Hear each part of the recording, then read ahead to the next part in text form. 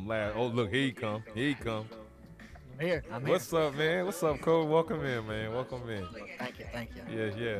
Waiting on Dark Arm and Titan to get up in here too. 1 second, fellas. I'm en route to the house. Hey, look, hey, take your time. Be safe.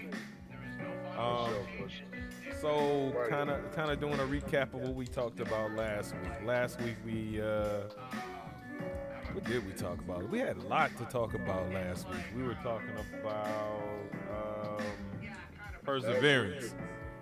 Yeah, it was- last week was mainly about perseverance and self-motivation and things of that nature. And just pushing and just kind of embracing the suck and pushing through. Yeah.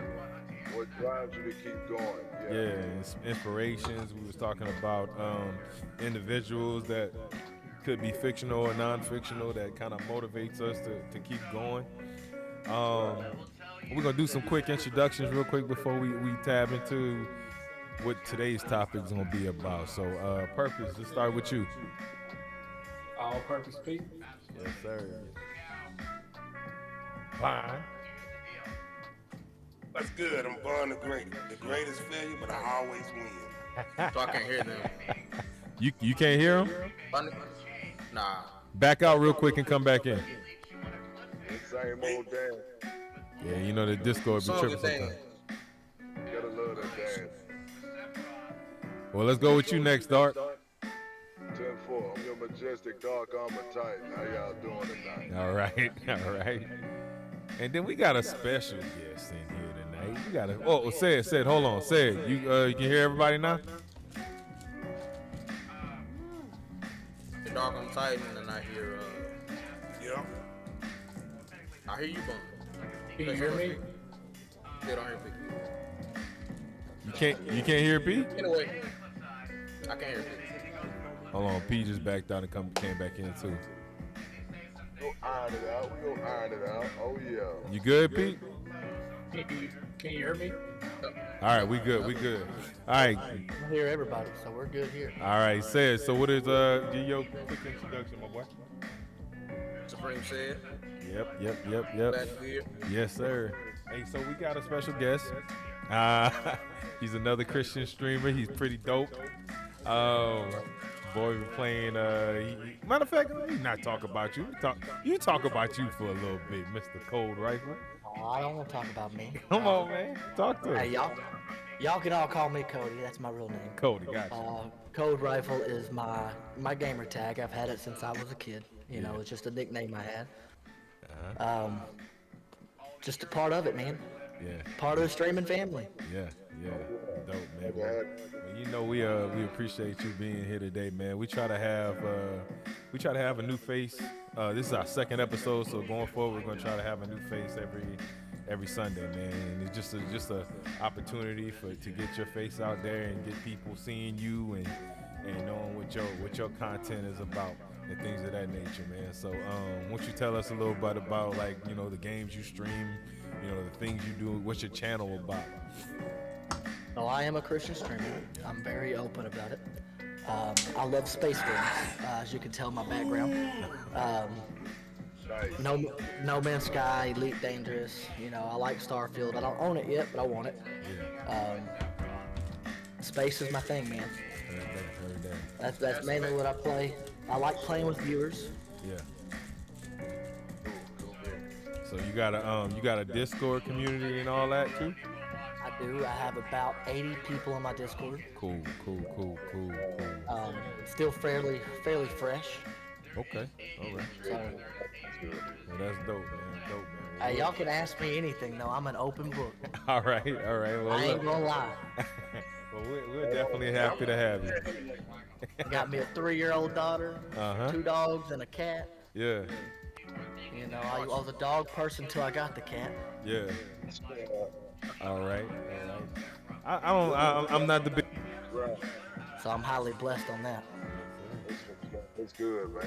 What your content is about and things of that nature, man. So, won't you tell us a little bit about the games you stream, the things you do, what's your channel about?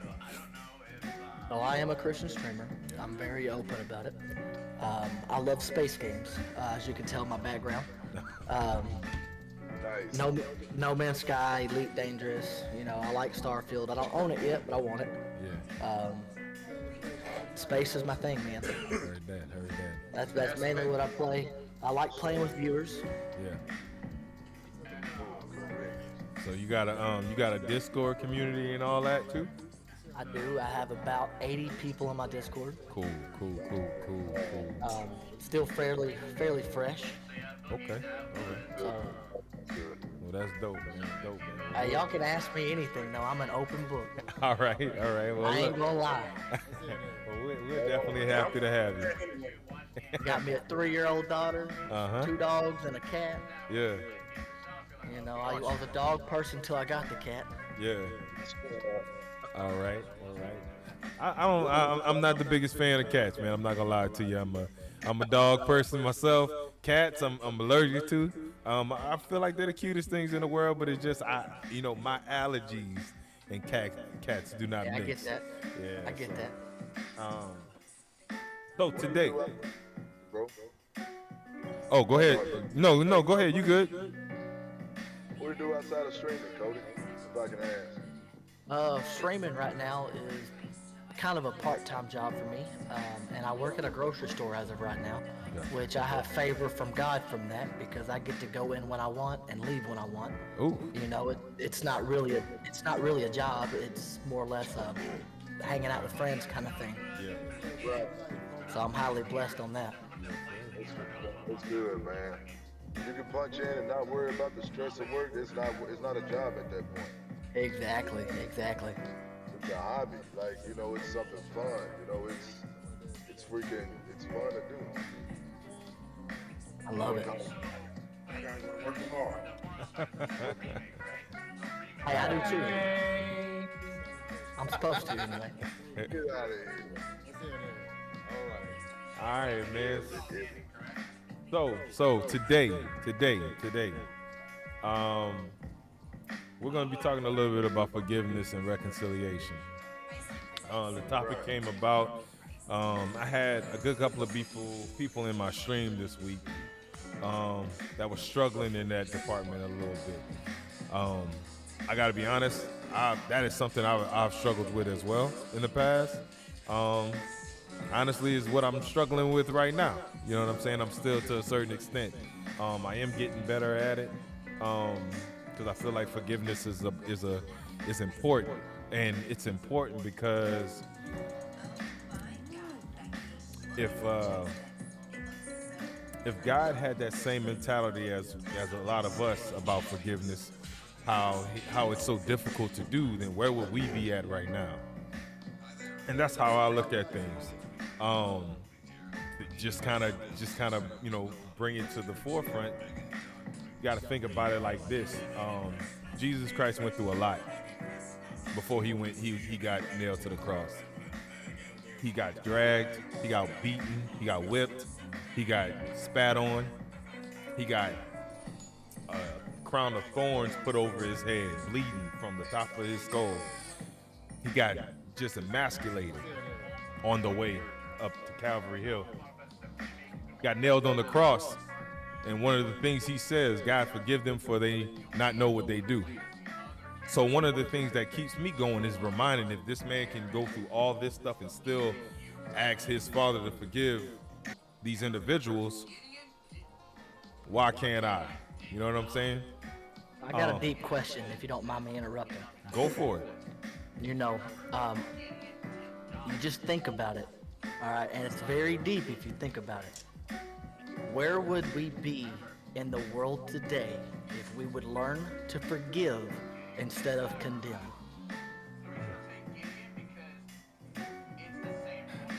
We would be a lot further in life, I'll tell you that much. Just a lot further as a people. As a nation? As a nation. Let's go on a smaller scale though, right? Let's go on a smaller scale. Let's go in even our local churches, right? There's a lot of people that are dealing with church hurt. Everybody know what church hurt is. You know what I'm saying? They got a lot of people that would rather convict condemn instead of walk with. You know, and I think that is an important thing to realize, that you are running a lot of people away from Christ, but just not by deciding that you don't want to walk with them through their storms. I've had a lot of individuals, even in the context of my own church, that until we turned into an opposite direction, there was a lot of people doing a lot of condemning in my church. Now we are a lot further than we were when we used to be, but still, it's out there, unfortunately. But yeah, so the first question, what does forgiving someone mean to you? Real simple. Anybody can go for it. What does forgiving someone mean to you? I'll go first. So, for me, forgiving someone is honestly saying, hey, I know that something happened. I know that, obviously that there's always going to be a challenge to get past certain things, but truthfully forgiving somebody is saying, hey, I forgive you. Now, I may feel a certain way about you, but I'm letting that situation be the past, and I'm leaving it there and working towards the future. That's how I look at forgiving. I like that. Anybody else? So for me, I agree with Pete saying on that. And from my experience, I have forgiven people for what they've done in the past, but it depends on what you did. I mean, because if you just outright just know that, you know what I'm saying, what you're doing is wrong, because everybody knows right from wrong, and everybody knows when they messing people up.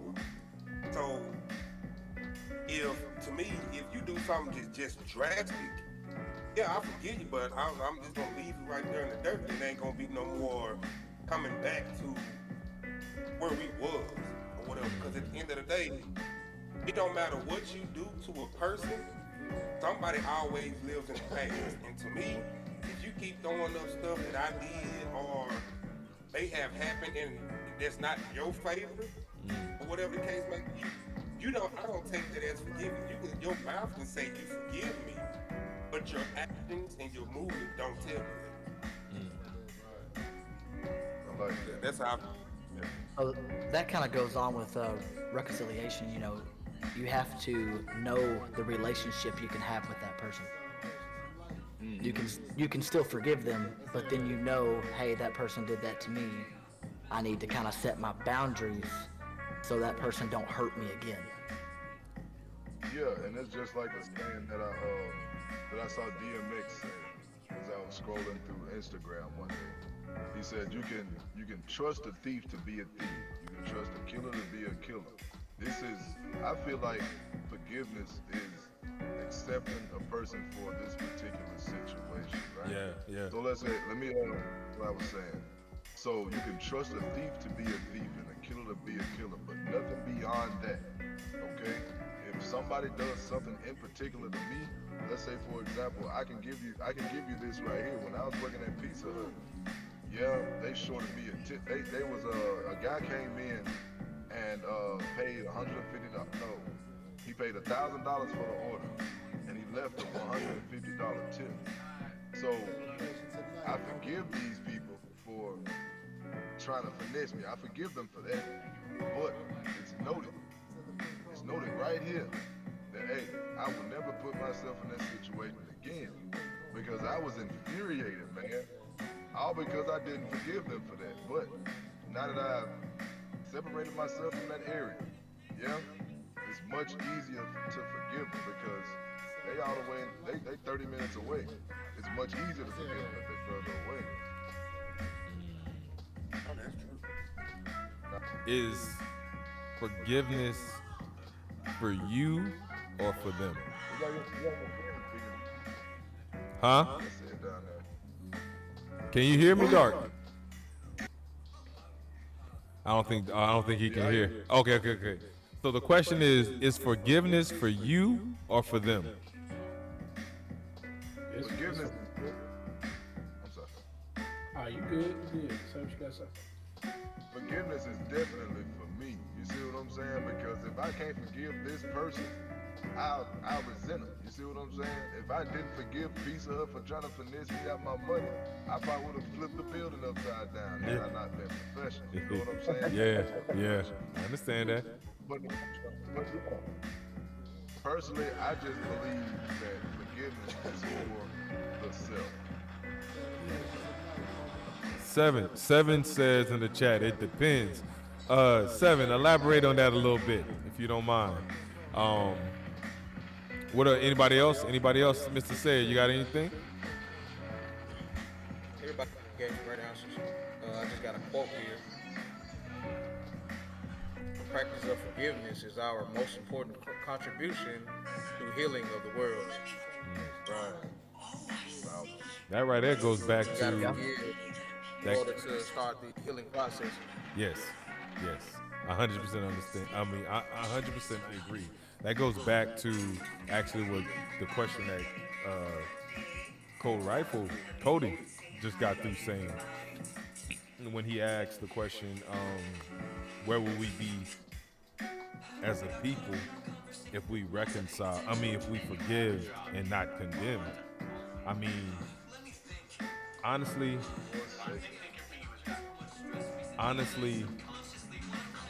to me, I agree with everything everybody just said about forgiving being for me and not for the next person.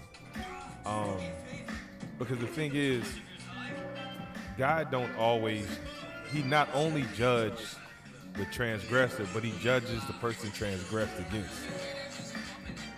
So what I mean by that is, he not only judges the person that did you wrong, but he judges your reaction to what they did. So you always want to have that in the back of your mind going forward. It's like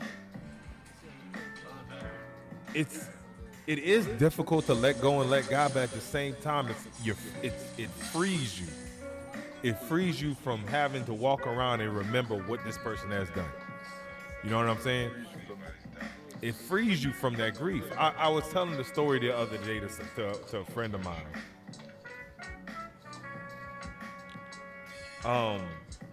My wife and I, let's put that, let's set that as an example. My wife and I could have a disagreement.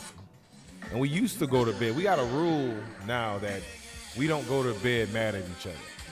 If we go to bed, we're going to talk about it before we go into sleep because we don't want to wake up mad at each other.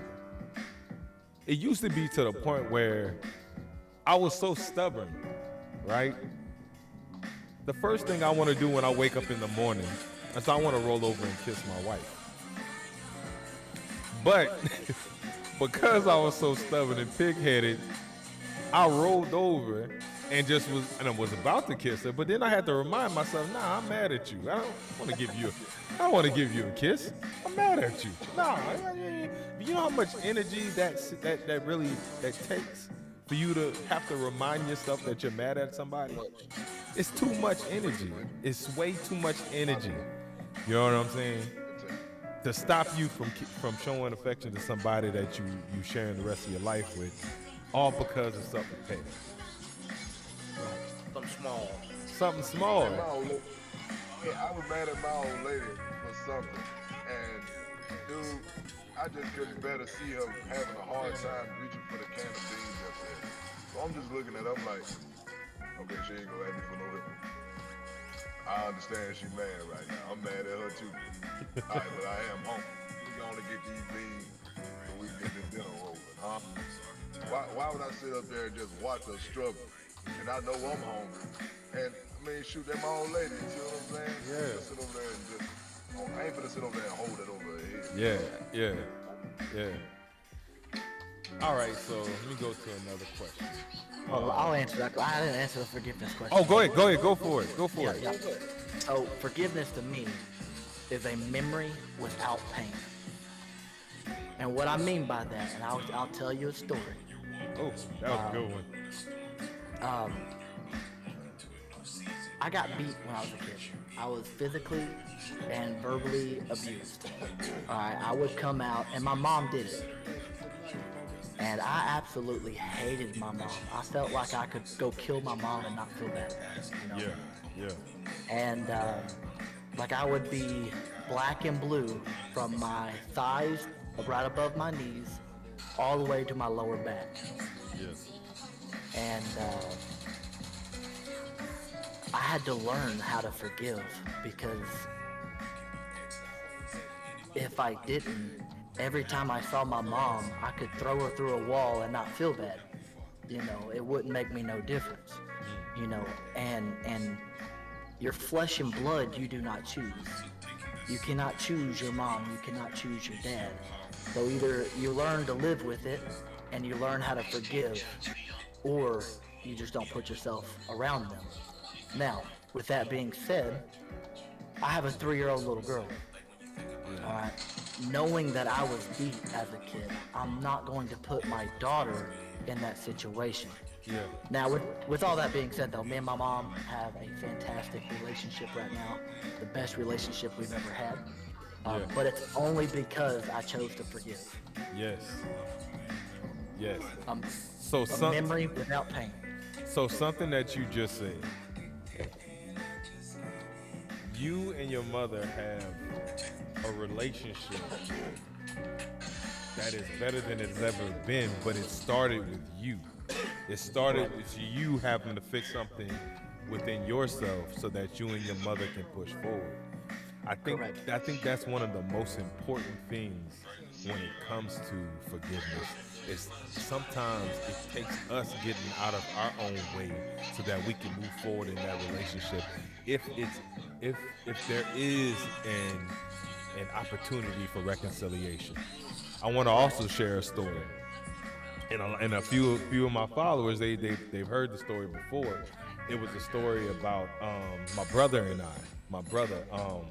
So I have an older brother, and you know, he's the oldest. I'm the second to oldest. But you know, there was always, when we were younger, there was always the sibling rivalry.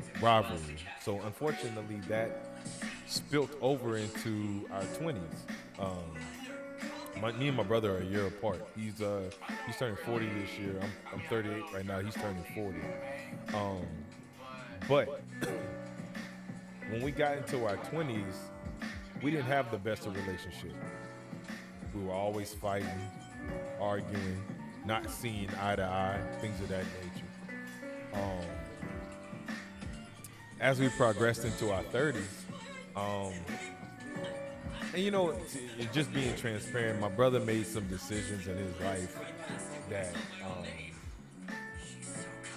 that wasn't the best decisions. So I looked at that. I have a habit of looking at what those who came before me do wrong, and then I go the other way, and that's how I live my life. That's how I live my life with my father. That's how I live my life with my older brother. You know what I'm saying?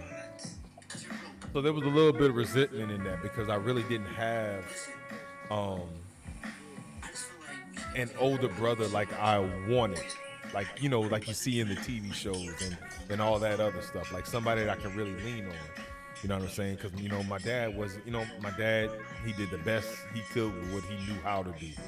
Older men of that generation, they love different because, you know what? They were loved different. So they don't know how to do anything more than what they know how to do. Just like you said, how you have a daughter, because of the way your parents acted with you, you're choosing a different way to love on your kid. You know what I'm saying? That's the same situation with me. Going into my 30s is when I really got serious when it came to my walk with Christ. So it took some chiseling on my behalf. That things that I had to work through, things that I had to get past. And after 15 years of being away from Louisiana, which that's where my brother, he still stayed, I wound up coming back with my family after I came back from overseas. And then I made a vow that I was gonna fix things with my brother and I. So it was still a little rocky because he wasn't used to seeing me in the light that I was walking in. He still couldn't believe it for himself. But he was still trying to have the same type of dialogue, the same type of arguments and stuff like that. And I just wasn't feeding into it. You know what I'm saying? Hear what I say. I wasn't feeding into it. See, the thing is, I had to change some things about myself and how I received the information from what my brother was giving me for us to be able to move forward. So when he started, because actions speak louder than words. You can say all day, hey, I'm a different person. But if you're not walking the walk, then ain't nobody gonna believe you. So when me and him started having these interactions, and he was trying to get me to buckle into the old boogie, I wouldn't. And no matter what, how he would get mad or aggravated or what, I would always end the conversation saying, hey man, I still love you. I need you to know that. So at that point, he didn't know how to react to that. So it forced him to see me in a new light. And I gotta be honest with you, me and my brother have one of the best relationships that we've ever had, but it started with me. It started with a reflection of me. It started with me having to dig in to say, hey, what do I need to change? You see, the Bible says what? About taking the log out of your own eye so that you can see the speck in somebody else's. You have to fix yourself before trying to fix somebody else.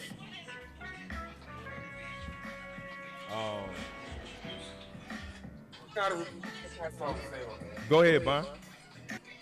So I'm the oldest sibling, right? Yeah. And now P know about it, and a couple other people know about it. So my brother, excuse my language, piece of shit. I got you. Go ahead. And so with me, you know how you just said, watch TV and you get your brother be the big brother that you needed or whatever the case may be, right? Yeah. And to me, that's cool, that's fine and dandy. But when you had a brother, say for instance me, right? My little brother, really and truly, when I joined the Army and I went to Kansas, he came out there for a year, well, probably not even for a whole year. He came out there for a minute, and I was trying to show him other stuff, like stuff out here, or whatever the case may be.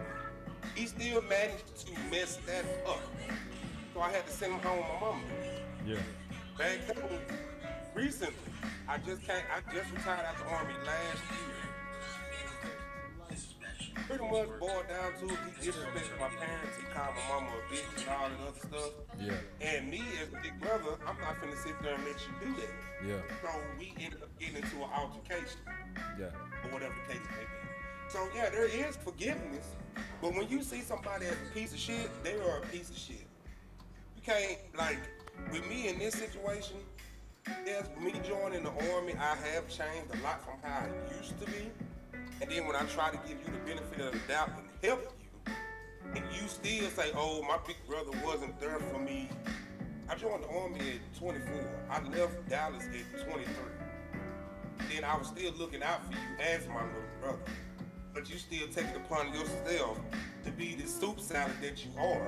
And I'm trying to help you even when I get out the Army. But you so entitled, your words to my parents is, I didn't ask to be here, y'all brought me here. So when you, me, I can forgive you, and that reconcile shit goes out the damn door because it takes both parties to make something happen. That's true. With that situation, not with everybody, but with that situation. Right. But yeah, I feel you on that, with, connecting you with your big brothers. I try to do the same thing with him as the big brother. That stuff just don't fly. But that's why when I said earlier about it depends on what they do or whatever the case may be, you did that to my mother and my father. So therefore, me and you got into an altercation on the 4th of July this year. So I can forgive you and fuck with you from a distance. But it ain't gonna be no, I'm sorry, my brother, let me help you. No, it's not none of that. Anyway, that's my spiel. we have to remember that it takes two to argue. It takes two to fight. So if, as an individual, we choose to fight, it's just going to make the altercation worse. We also got to think, though, we're dealing with family. Family is sometimes the hardest thing to deal with. Yep. You got to think, Jesus went to his hometown to preach the gospel, and they didn't even want him there because of what he was saying. So he got kicked out. Even Jesus couldn't reach his own family. Yeah. So That's true. Well, the issue that we face with family is it's like you inherently trust them already. So you don't go through life with your family members like say a brother. Being raised with your brother, you don't have to go back and forth and go, do I trust you or not? The difference between that is like, hey, if I meet somebody for the first time, I kind of got to feel you out, see how you are, and then I got to decide whether I truly trust you and I truly want to open up to you a certain way. With family, it's kind of you inherently trust them, so you live with this idea in your mind until they show you something different. And a lot of times, when family shows you something different, the first thing pops in your mind is, I can't believe that they would do that, because this is an individual choosing to do wrong by anybody. It doesn't matter if it's family, if it's friends, it doesn't matter. Because at the end of the day, in those moments, the only thing that they think about and they care about is themselves. So let me ask y'all a question, and it's a question about expectations of people. All right, because I hear a lot about, you're born. You don't get to choose the family you're born into. You have these expectations of people to do what they're supposed to do. But we gotta kind of lower our expectations of people. And I feel like if you would lower your expectations of people, you won't set yourself up to be hurt, to be disappointed. So I have a saying that I often say: lower your expectations of people and raise your expectations of God, because He's the only one that's never gonna fail you. Humans are gonna fail you. Your father, your mother, your brother, your siblings, friends, closest friends to you, they will let you down. I'm gonna give you an example. I want to give one too when you're done. All right. If there's ever a situation where money is involved and I lend somebody money, I'm not expecting, listen to me clearly, I'm not expecting that person to pay me back. Matter of fact, if I lend it to you, have it. If you pay me back, God bless you. If you don't, God bless you. I don't set myself up for failure. I have a friend that he came into a little bit of money, right? He texts me on the side, hey, please let me borrow $20. And I promise you I'll double that on Thursday when my money get here. I say, you know what, bruh? I always told you, if I have it and I have it to give, you can have it. Don't worry about giving it back to me. I knew he wasn't going to give it back to me, because you know what, he texted me after that and he was like, hey, nah, man, I'm going to still bless you. I got you. If I'd have been waiting on that $20, I'd have still been waiting on it. just to keep it a buck with you. So lower your expectations of humans, bro, because just like you mess up, they mess up as well. That's where grace comes in. Go ahead, Cole. So my parents do not go to church. They used to. They actually raised me in church. Well, they had expectations on the pastor and the lead roles in the church. And I'm not going to go through all the details, but when those expectations were not met, they were hurt by the church. And instead of blaming the church, they blamed God. When it had nothing to do with God, it had everything to do with unmet expectations. Of the people. But people often use that people often use that to run away from God. Oh, these are godly people and they're acting like that. Well, he must act like that. Nah, man. That's what I'm saying. Lower your expectations of individuals because they mess up too. There's no perfect person walking this earth right now. None. Not one person. If you tell me you got a person right now that is without sin, hey, look, I'll show you a liar. No, nobody. Nobody. I don't know not one person. Only one that's not skin is babies, because they don't know nobody. Right. Hey, yeah, babies. And even and look, and even they greedy. No joke. No joke. You know what I'm saying? But that's just go ahead. Who else has something? So I'm reading in the chat, Money Mode. I understand that, but don't say bar if you mean have. I'm big on words. That's true. So Go ahead. I am 100%. The way that the words that she put in there is the way that I am. I'm big on words now. Yeah. Words Don't get me mean. wrong. Words mean something. Yeah. The career path that I choose to work in, my expectation of people ain't that high. Yeah. So, Yeah. it ain't that high. And if anybody doesn't know, I'm a detective. So I have to keep myself from going into anything looking at the negative because everything about what I do is negative. Yeah. So I don't know. I'm big on my words. I don't have big expectations for people, but I am like, hey, you can't keep your word. Hey, you can't keep your word. Now I feel you with the whole you let somebody borrow something. I'm the same way. If I let you borrow, I expect it, but I ain't gonna get it back. I might as well chalk that up to the game. But if I see you, you know I'm mad.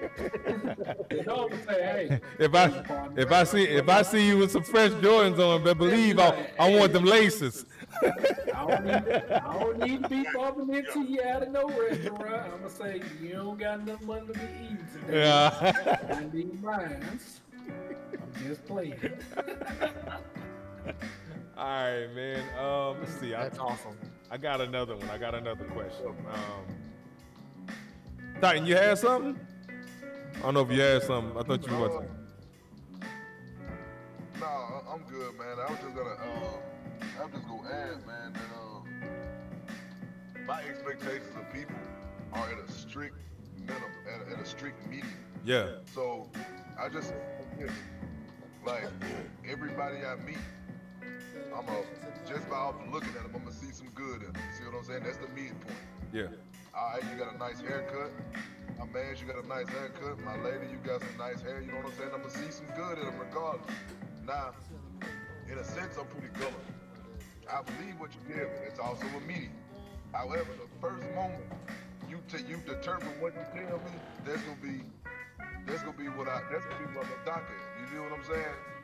It's like a standard. You know what I'm talking about? I expect you to just treat me with respect, not cuss me out, call me anything. I'm just son and simple child of God. You see what I'm saying? I'm expecting you to respect me. That's it. Yeah. But the moment you take one step away from that median, that's gonna be the moment I dock you. And it's gonna be easy to spot. It's gonna be real easy to spot. Yeah. Go dock that payment. You gotta come off. Dock that payment. You gotta come off that. Oh my God. Y'all crazy, man. You gotta come up. Real. So let me ask you. So let me ask another question. What role does empathy play in the process of forgiveness for both parties?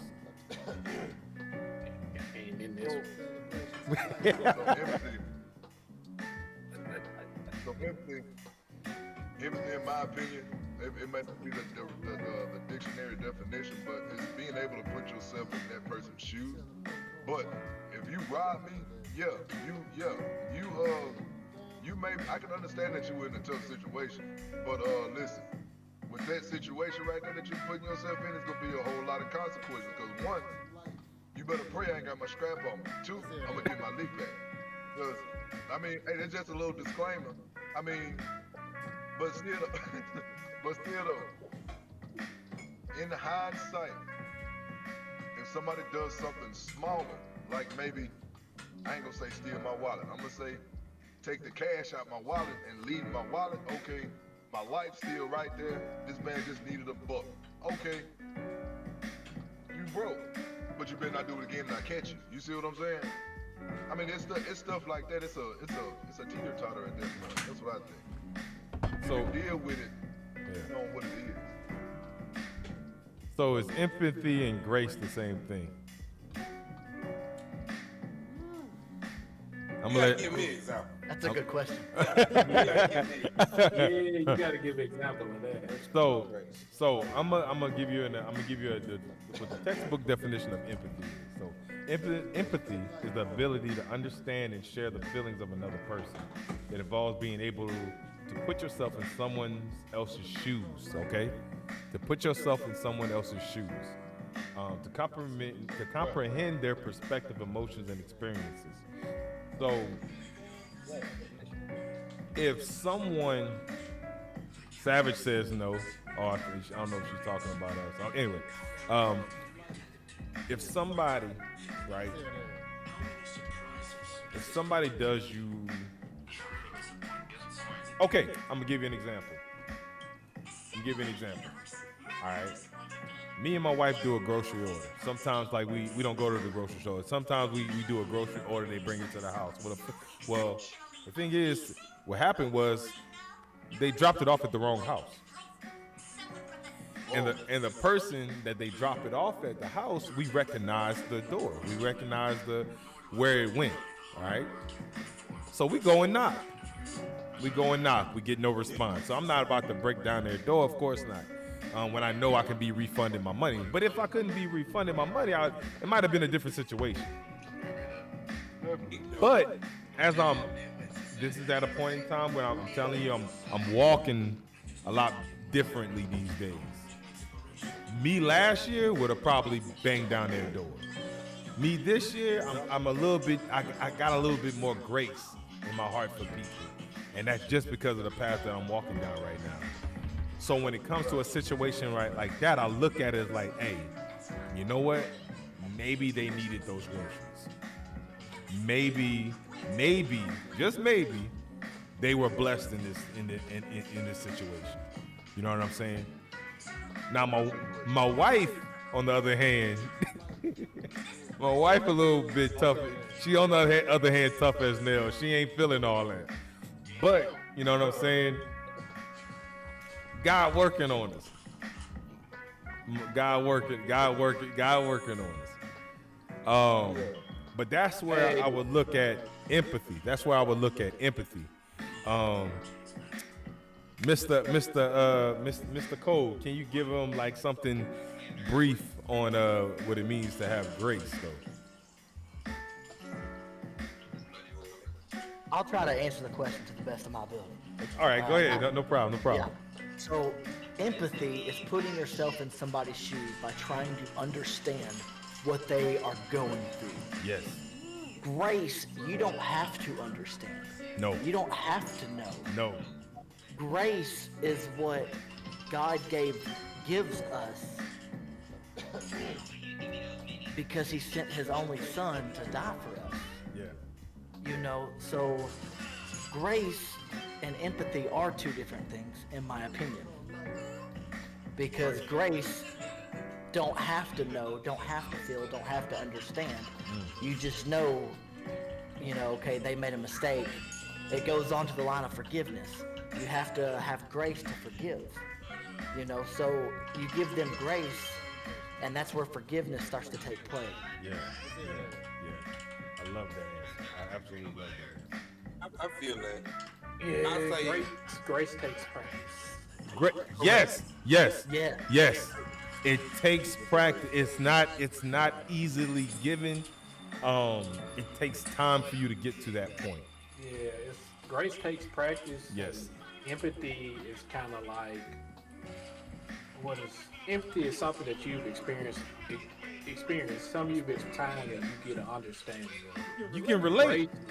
Grace, you can relate to it. And grace is something that you have to practice in because sometimes we ain't got grace, and sometimes we ain't got empathy. But most of the time, a lot of empathy for us is we've experienced something and we can look at it and go, okay, I understand. All right, so I like it. well, I ain't gonna bring it up. Go ahead. I'm gonna disregard that because that's too violent. That's pretty violent. Hey, can I pause? Can I pause one? Go ahead. Just to say, unknown goddess, congratulations to you for your son getting married. Yeah, absolutely, man. Shout out to Unknown Grotto. Oh, shout out to the follow. Shout out to the follow, man. Congratulations. Congratulations, Unknown Goddess, to you and your son. Mo said something that kind of tickled me. I ain't gonna lie. Mo said, I don't look good in prison orange, so I have to walk away. But see right there, well, you're laughing, but that's knowing your limitations, which is very important. It's very important. Yeah. No, that's actually. So I'm back. My bad. Oh, you good, Brian? My You good? 3-year-old. You got a pretty little girl. She's beautiful. She's beautiful, Brian. Beautiful little girl. Man, beautifully bad. So I say me. Yeah. So before I retired out the army, I was a staff sergeant, promotable, Yeah. whatever the case may be, and y'all can look at me and tell I've been through some stuff. Yeah. So being a soldier, having 2 Mark 15s, 45, 60, getting paid reducted or whatever, getting reduced down to from a E5 to Specialist. a private. Oh, private. Dang. Oh, man. They bust you down. I fought my first sergeant because he called me a pussy. Oh my But that's a long goodness. story. Got you. So, I'm back up the ranks and getting back to getting to staff sergeant, then being promotable at that, and running a couple defects or whatnot because I was a cook in the army. So I used to run across the lower versions of me. That's what I call them. Yeah. And they wouldn't listen, and as soon as they get in trouble, they try to be on that rah-rah stuff, whatever the case may be. So my empathy, I'm trying to warn you, hey, this is what would happen to you if you don't pick yourself up and do this. And I will explain to them, because I used to be the type of NCO that explain to you why you need to do it, where you need to do it, and what's the outcome. I've never been one of those, you're going to do it because I told you to. Because I hated that when I was climbing through the ranks myself. But then, when it gets to a point to where I feel like I can't get to you because you pig-headed in your mind, because I used to be like that, and that grace stuff started shifting this way. Because if I've been there and then you know my history, and you still trying to push it because you think that you can still break and be that firewall, no. So that's why I say I have empathy. I try, but it's hard. Like what P said, that great stuff is learned. Because I don't have no sympathy for you after that, because it's either when I was in, it's either two things gonna happen. You was gonna make that pavement move, or you was gonna feel these hands move. Oh, the third thing was you gonna get Article 15. That's it. I'm gonna go ahead and stamp God's still working on you. That's he's still working on you, Brian. Just he's working on all of us, man. Hey, look, we not. Yeah. Everybody has a limit. Yes, absolutely. I gotta bounce in on that. Yeah. God uses broken things. Okay, the more broken you are, the more God can use you. Yes. The more things that you've been through in your life, the more understanding that you're going to have, the more people you're going to be able to reach. So take a glass for instance. I don't know why I got 2 coffee mugs in my mind right now, but you shatter one coffee mug and you glue it back together, and then you have another coffee mug that you did not break. Yeah. Well, then you get a candle and you light that candle. You put the candle underneath the coffee mug that you did not break. Okay, that candle is going to represent God. The candle will go out because you're not broken. You don't need God. The oxygen in that cup will go away because you're not broken. But the cup that you took, that you shattered, and you did your best to glue back together, you're going to have holes in that cup. So when you put the candle over that cup, you can turn off the light and you can visually see the light shining out of that cup. Yeah. Man. Yeah. Like that. So God uses broken things. The more broken you are, I feel like the more God can use you. I have a friend right now who relapsed on drugs, okay? And before he relapsed, he was crazy on fire for God, okay? And then stuff happened in his life and he relapsed, you know? And it happens. We're human. We fail. But when he comes out of this relapse, you know the kind of people he's going to reach? Yes. The people that had the same opportunities, the same. Where now he has so many layers to him now because of what he's been through. So now going forward, his testimony and the things that God has brought him to and through serves as a reminder for the next man, or serves as a story for the next person that's going through the same thing. We all got a story, but our story is not supposed to be just for us. That's where transparency comes in. That's why God continues to tell us to be the light of the world. Go out and share your story with people. Share what God has brought you to and through so that they can do the same thing. You know what I'm saying? That's where creating disciples come in and all that other stuff. But God, that was a beautiful story, man. I appreciate that, Cole. Appreciate that. Another question. Happy to share. Yes, we're kind of moving from forgiveness into reconciliation now, okay? But before I go in there, man, shout out to the 19 viewers in the chat, man. Appreciate y'all lurking, appreciate y'all chatting, appreciate y'all just being here. In the title, I have everybody's Twitch names in there, so y'all go ahead and follow each and every one of these individuals, man. They are great people. They are great streamers. They have great content. So go ahead, make sure y'all please tap in with each and every one of them. What? To your Twitch name? Yeah. Man, hold on now. Let me go ahead and fix that. I don't want them having the wrong thing now. What is it? Supreme said. Oh, 13. so it's Supreme said, gotcha. I'm gonna fix you.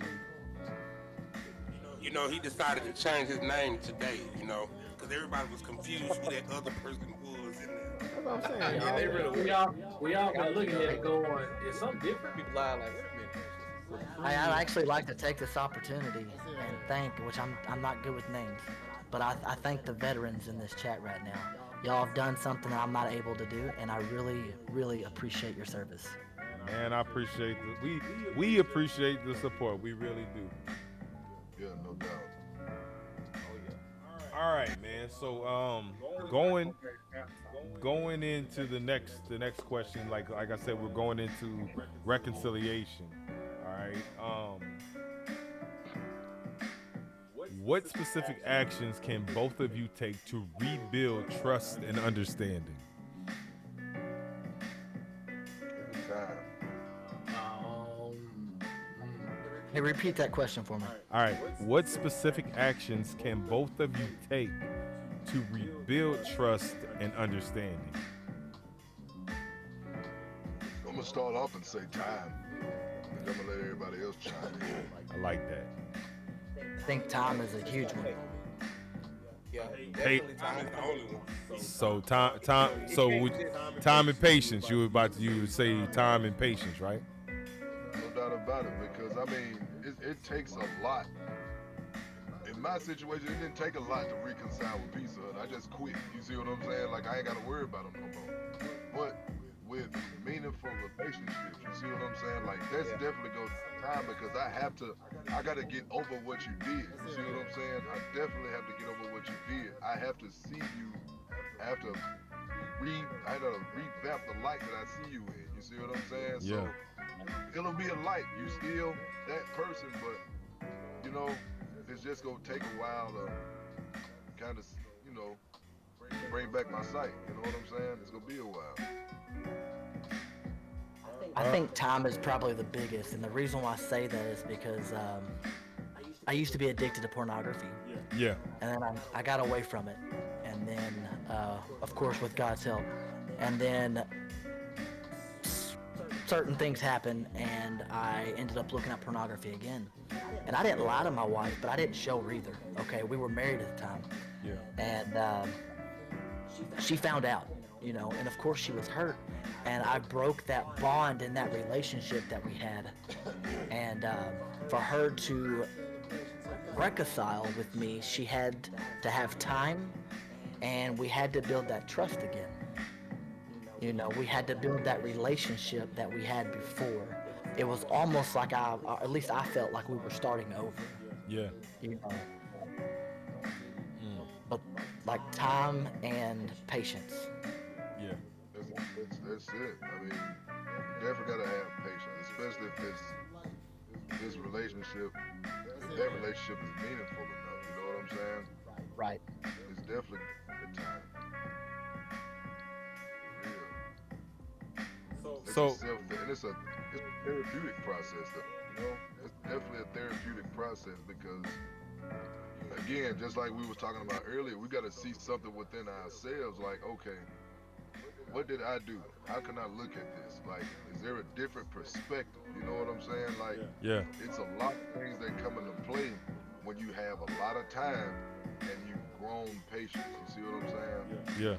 So I mean, you could do whatever you want in a lot of time. You know what I'm saying? Yeah. But whenever you do something, you know, constructively positive, like having patience, because when you have patience, you're gonna do something positive. You know what I'm saying? Yeah. You should do something positive.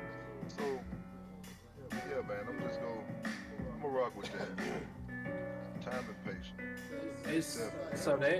That's kind of, I don't know. I guess we go back to the God's still working on me Yeah.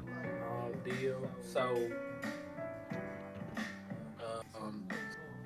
everybody else in here, majority of they know this. I was in a 5-year relationship with an individual. Everything was fine for my thought process. Help raise the kid, you know, trips to Disney World, whatever else, no issues. And I ended up going through a situation where it was dealing with my job where I dislocated my knee and I could barely walk. And the second that I got home from the hospital after that experience, it was like I had ran across a totally different person. So it wasn't the normal happy, the normal joyous person. It was a person that looked at me as if, oh, you're hurt, probably can't do anything for me. And you stand up, I'm out of here. And you know, when you talk about I forgave her for I forgave her for myself because that allowed me obviously to move on through that situation because it was a sucky situation. But I guess to reconcile, like, ain't nothing we got to talk about.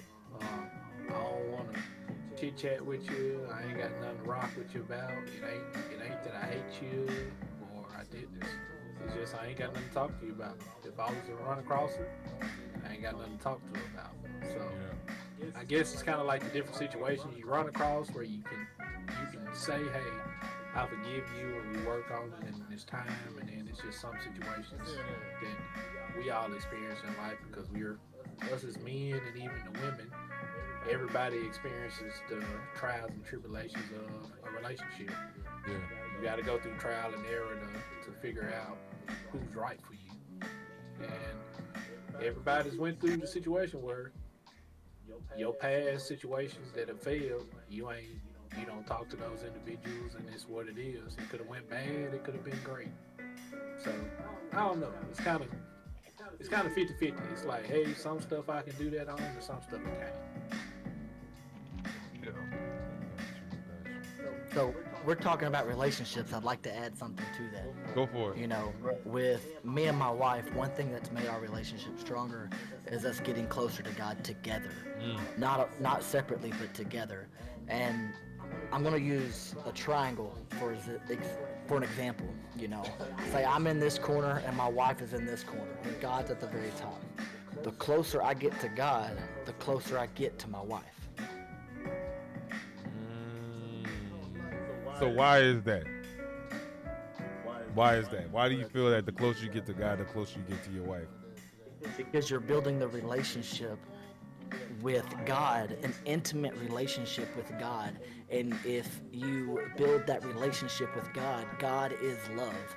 And if you know how to love properly, then you will be able to love others the way God wants you to love them.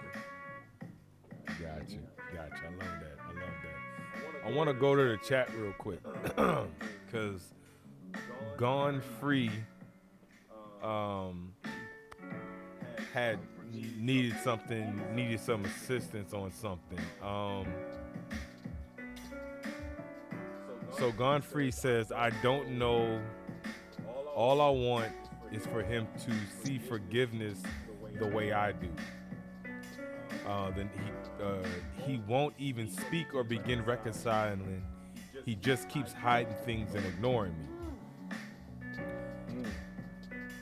And then I guess he just went NC. I don't know what NC means. Non-communicator to fullest, and I'm impatient, but only wanting to know why. Maybe. Yeah, maybe. All right. So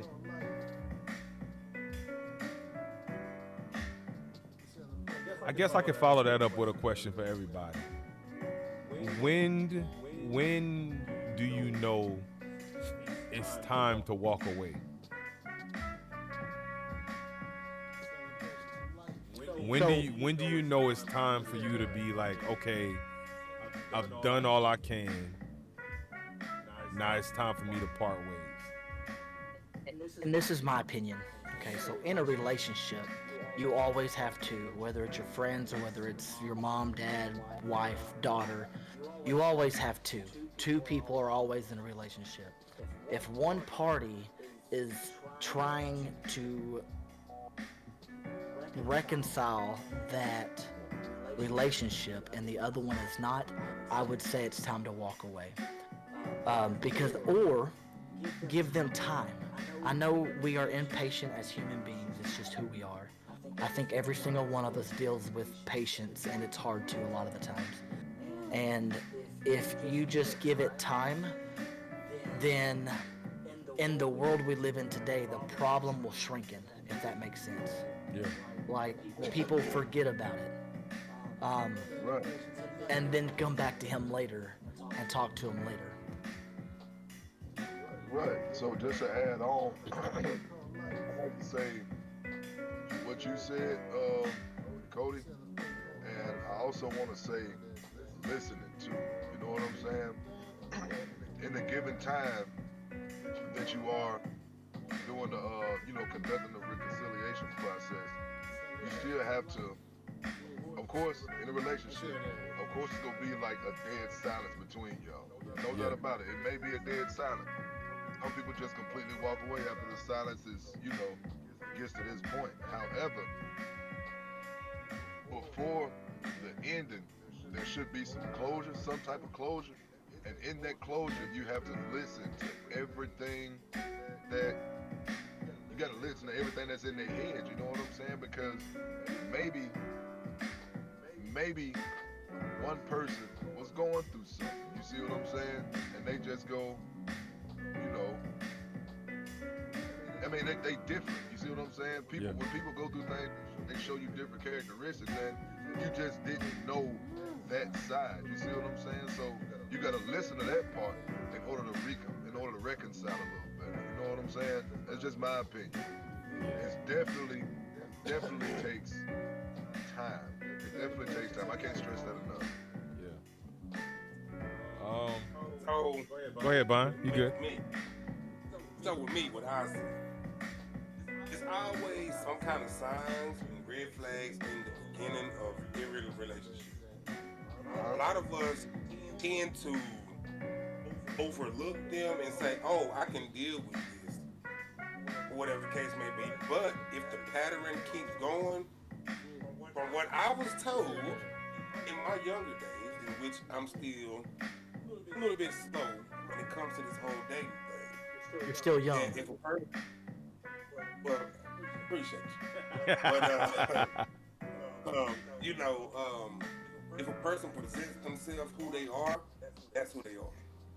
Because I've even had close friends tell me about certain individuals that, you know what I'm saying, hey, this, that, and the third, or whatever. And me being naive and me leading with my eyes instead of with my common sense in my mind drove me into a certain situation, or whatever the case may be. Yeah. But I say it's just up to the person to look and analyze for themselves or whatnot. Because common sense ain't common. Sometimes common sense sits out in you, but you overlook it. Try not to cuss. I'm proud, and I'm proud of you, bro. I want to say that. I'm proud of you, big dog. You know, it's just more so of diagnosing the situation in front of you instead of dragging your feet 4 years later on and you stuck in the situation. Yeah. So Mo in the chat. Oh, go ahead. I'm gonna go to the next. Go ahead. Oh, I was gonna ask a question. Was it lust that was motivating you? Nah, it wasn't love. Cause I'm one of those type that fall in love easily. Okay. If you do any and everything for me that I asked for in the first 6 months, I feel like I love you. Then month 8 come around, excuse me, like you a piece of shit, I'm not gonna see it. My friends will see it and they will try to tell me, and that's what it is. Yeah. I'm like, that's just what that is. The only reason why I ask is me and my wife, when we met, it was definitely lust at first sight. It wasn't love, it was definitely lust. That's the only reason why I ask. No judgment here. I mean, I think most of us can attest. Lust played a big part in a lot of our lives. I'm just being honest and transparent. Hey, man, that's a beautiful thing. I mean, honestly, be transparent. Yeah. None of us are perfect. Yeah. Whatsoever. So Mo had something to say about the question of when do you know to walk away? She says when you can no longer see the good, if you're fighting for y'all and doing it solo. And then she goes on to say communication is vital, which is very important. It absolutely is. You can't be the only one fighting in the ring. If you feel like you're in a sparring match with yourself, then that's probably it's a good inclination that you're in it alone. You're not in it with somebody else. So that's probably a good time to be like, okay, like, and as hard as it is to move on. I'm a big believer if it's meant to be, it'll be. I'm gonna give an example. I was transparent with my man Code the first time we met about my relationship with my wife, and to be honest with you, for a little while, right? I like coming towards that part before I went into the military. I felt for a little bit that I was alone in that ring, right? Because she done already done, hey, look, I'm done. But I wasn't finished. And it took me some time. I went over to, like I said, I went to basic training, went to AIT, and I had to give my relationship to God. I couldn't do it on my own. I had to let him fight the battle that I couldn't win. And the thing is, I know true about my God is he's not a God of division. If I always say, if he brought you to it, he'll see you through it. And I mean that in relationships as well, especially marriages. But we had to part ways so we can take some time to grow in God. We had to fix some things within each other before we can fix our marriage. So that's what that time away did for us. It gave us the opportunity to grow as individuals so that we can come back and grow together. And y'all pretty much know the end story, man. We on number 6 right now. You know what I'm saying? So he's definitely blessed us. He's definitely blessed our marriage. He's definitely blessed our kids. And we're I will say we're very the fruit is present. You know what I'm saying, from all the hard work that we put in over the years. And we still working on our relationship. We still working on the little things, but we're a lot better now than we were in the past. Code, you had something? I don't remember. Oh, my bad. Okay. No, you're good. I didn't want to interrupt. Lust or just physical attraction? Carmen San Diego. I'm not sure who she was talking to, but I know she asked the question, is it lust or just physical attraction? She asked that question. Oh, I'm pretty sure it was towards me. Yeah. All right, so there's two totally different things there. I still find women attractive, okay? I'm a man. It's just going to happen.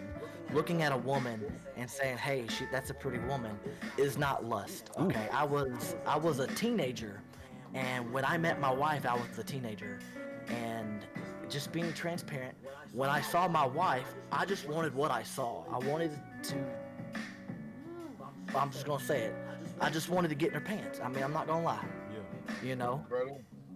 So, there's a huge difference between lust and physical attraction.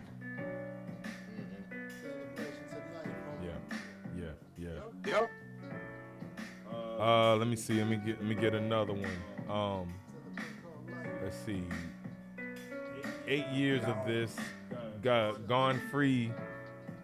I don't want to say feces because that sounds too close to feces, but gone free. Freezes 90 says she says 8 years of this, he has been the only one that stayed through my BS, and I messed up, but it wasn't lust. He was the opposite of my type, but he was different, and I loved it. So that seems like an opposite attract kind of situation. It seems, I'm just gonna be blunt with you. It seems like you care deeply about this individual that you're talking about, but it feels like he's not going in the same direction as you were going into. And as I gave you the testimony that I have, that I gave, you know, as far as me and my wife goes, sometimes, like I said, if it's meant to be, it'll be. Sometimes you'll have to part ways to come back together. Matter of fact, Mo just said exactly what I was saying. She said sometimes you have to part to grow as individuals. It doesn't mean over. It just means it's done for now. Sometimes you got to give yourself space to miss somebody. Go ahead. Or maybe she just wasn't, you know, particularly ready for that type of individual. Because if you know, she said that he was different. You know what I'm saying? Maybe she was used to a certain persona versus this different guy. You know what I'm saying? She got to change. She may have to change her whole mindset, her whole walk of life, maybe her habits. You see what I'm saying? Maybe even how she speaks. You see what I'm saying? Like this dude may have been that kind of different. You know what I'm saying? But if she really wants this guy, you know what I'm saying? I feel like she'll take that time and kind of mold herself to that person's, you know, liking maybe. Yeah. 5 years, She loves him deeply, apparently. Oh yeah, I mean, I feel like Time.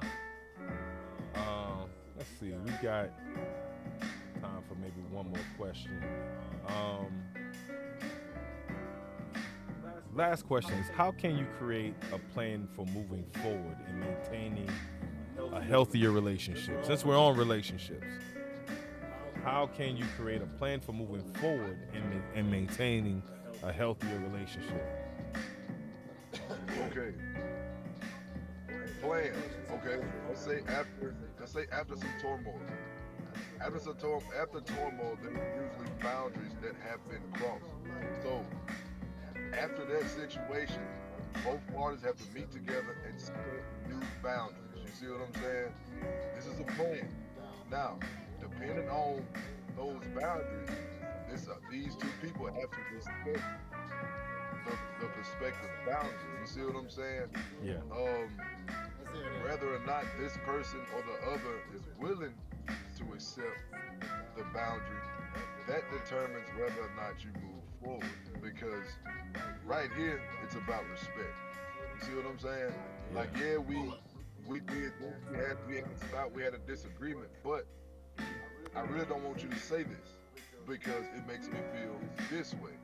However, if you say it like this, then we can move forward. I mean, it's cut and dry. It's a plan to move forward. You see what I'm saying? Yeah. So it's definitely communication. That's one thing that you can do to move forward. Yeah. Communicate and empathize. Okay. Empathize. Okay. Have patience. Have patience. Yeah. And methodically, by making those boundaries, by patiently following some kind of method of attack. You know what I'm saying? It'll be much easier to move forward. Okay, so And I was, go ahead. No. I was just gonna say Oh, about boundaries. I want to speak on boundaries for a little bit. Hey, I do too. When you're done. Yeah. But before I go in there, go ahead. I was gonna say this off of what Dark Armor Titan was saying. Yeah, it's good to do all that too, but sometimes you gotta understand when to cut sling load. For a lot of those who don't know what cut sling load is, right, it means cut off excess baggage so you can land properly. The dead weight. Taught you that, right? So sometimes you have to learn how to cut sling load with stuff. It may be hard, but at the same time, it's something. It'll better your life if you actually do that when the situation is not good for you. That's all I want to chime in. Right. I like that.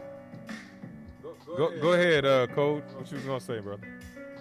Well, this is going to be about boundaries. I like the word he used on boundaries. And what I'm learning, like I said, I have a 3-year-old daughter. You know, that's my first little girl. And she's getting to where she's pushing the limits. Like, she always wants to see how far she can go before she gets in trouble. Yeah. So when you set those boundaries and you make it their choice, like for instance, I'm going to use my daughter for an example. She wants a piece of candy. Okay, I tell her no. Well, instead of telling her no, I'll say, okay, you can have this piece of candy, but you have to do this first. Now you have to choose how bad you want that piece of candy. So does she want to do this, or does she not want the piece of candy? So it's ultimately her choice. Yeah. That's what and kids respect boundaries. If you have boundaries, and I feel like adults are the same way. I do. If you set boundaries for an individual, and that individual crosses them, and you give them the option, hey, if you cross this boundary again, then I'm gonna have to do this. You know, let them know the consequences. If they continue to do it, then you have to be a man or a person of your word and do what you said that you were going to do. So, and that's even with an adult or a person. You know, I like to treat my daughter as if she is a teenager or as she is a person. Yeah, one step higher. So That's all I wanted to say. So free, gone free. 90 asks again. What if the person sees them as rules or commands, not boundaries? That's why you give them the choice. You don't make it a rule. You say, hey, if I don't know. Okay, I'm gonna use cussing as an example. Don't take it offensive. You good? Good. Go for it. So, if I am with an individual and I'm like, hey, I want to be your friend. We've hung out for so long. My life has changed.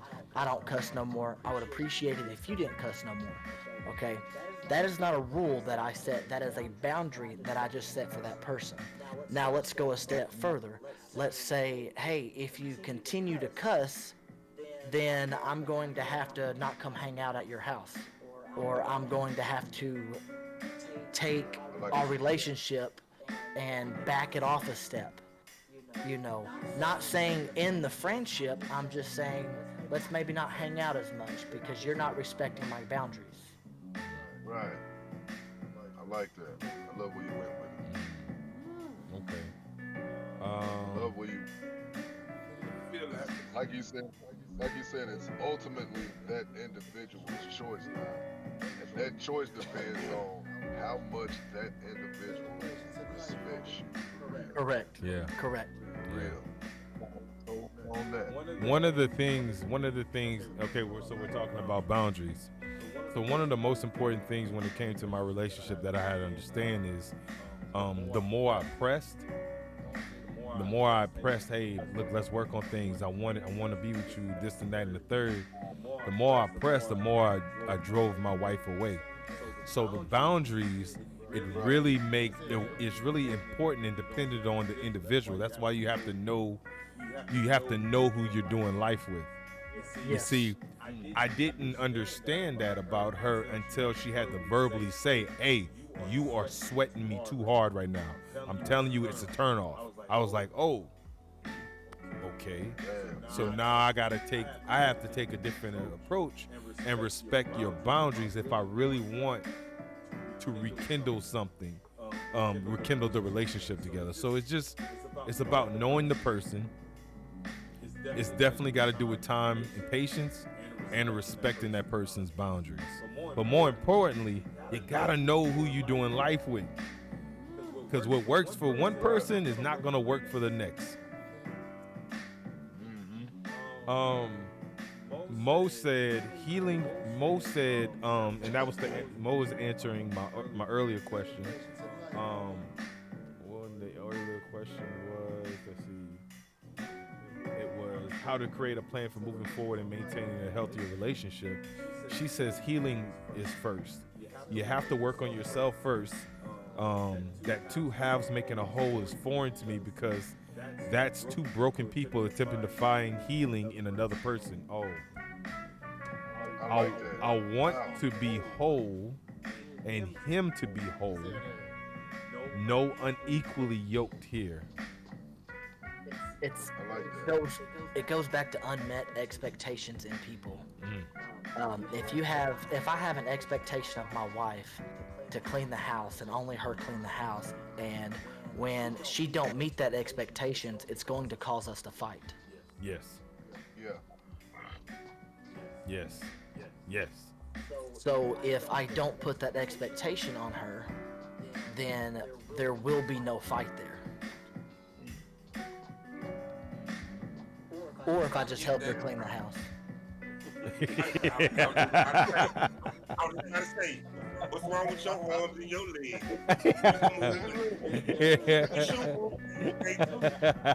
know what I'm saying? You gotta understand, sometimes people do get tired. It always takes two. It's one of my biggest things. You know what I mean? It's one of my biggest things. For me as a man, I can cook and clean everything. And if I have a woman, whatever the case may be, she does the same thing. If we don't come together and comply together, somebody gonna fall off. Yeah. Because at the end of the day, I'm not finna sit here and expect for you to clean up after me because I'm a grown individual. Yeah. But Right. the same time, you gotta understand. I was in the army for 13 years. Yeah. That's all I did was if I could do this, either my drill song, my platoon song, or my first song was gonna do this. Yep. So just clean up after yourself and try to help your battle buddy do whatever. Yeah. So I mean, Always takes two. It's two people, like, well, it's of course it's gonna be more than two people, but it's two capable people of making sure a situation happens. I'm not gonna depend on this woman or whatever your preference is. Whatever your preference is, to stand on their own 2 feet, we come together and we make stuff happen. Yeah. I mean, It's powerful, man. So, this was an important question that I forgot to ask, and I think it's very, it's a powerful question. So, oh gosh, where was I? Okay. How can trust be rebuilt? And what role does transparency play in the process? How can trust be rebuilt? And what role does transparency play in the process? Time, respect, and boundaries. That's what you can take to rebuild trust. Now, the other part of the question, which was, what role does transparency play in the process? that's the bridgeway for the trust to actually be put across from person to person, if that makes sense. So whenever someone sets boundaries and whenever the other one respects the boundaries with time, you see what I'm saying? With time, trust can be rebuilt, in my opinion, but it has to be consistent. You see what I'm saying? Yeah. You can't say, okay, I'm gonna use B for example, since no he ain't there.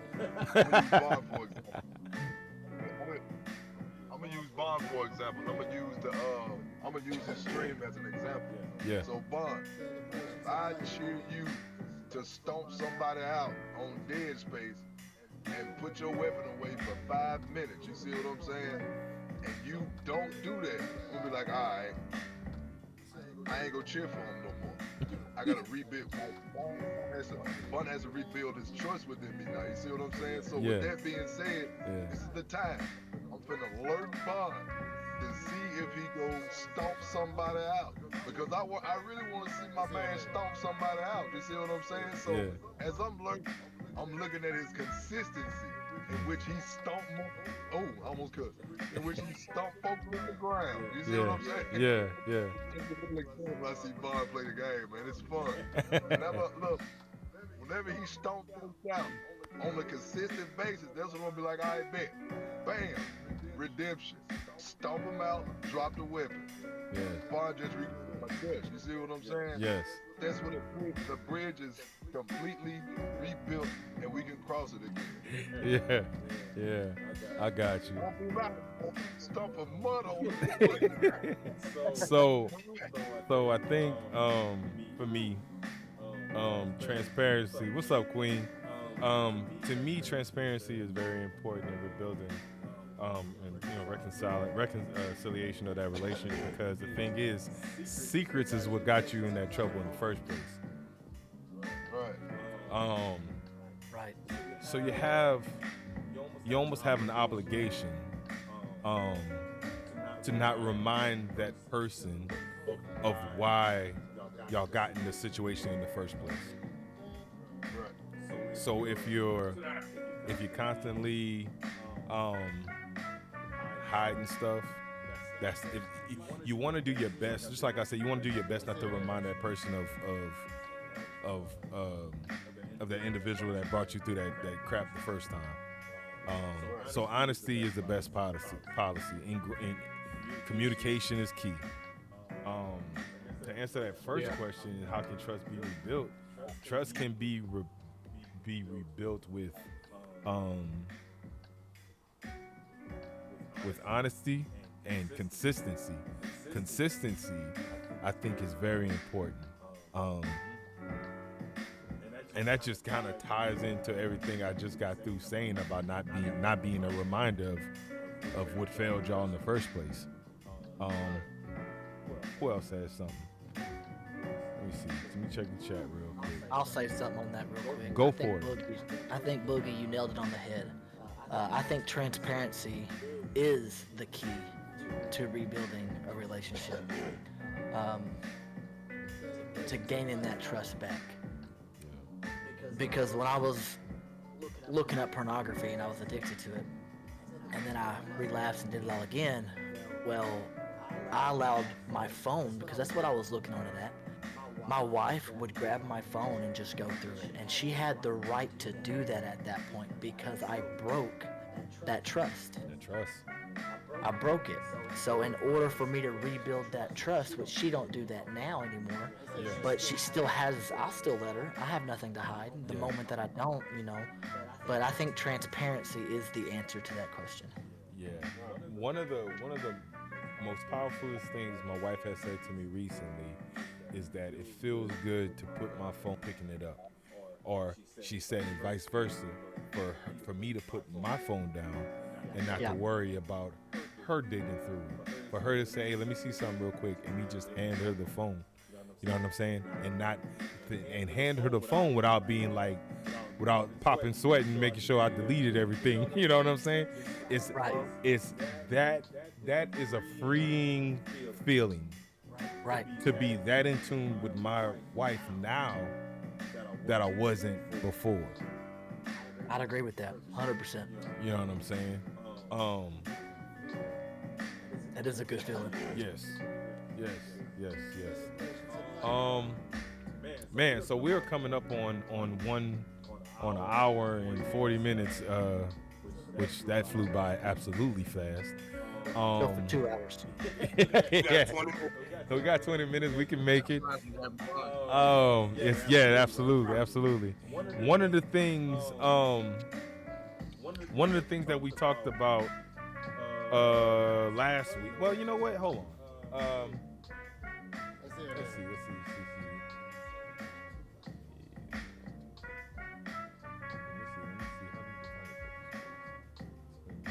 Oh, here's a good question about personal boundaries, right? How would you define, like, in a relationship, since relationship is the topic right now, how would you define your personal space, both physically and emotionally? If you were in a situation, hypothetically speaking, you may have been in a situation like this in the past. How do you define your personal space, both physically and emotionally? Everybody out of my house. I clean up my own damn house. I take care of my own damn kid. Do whatever the hell I want.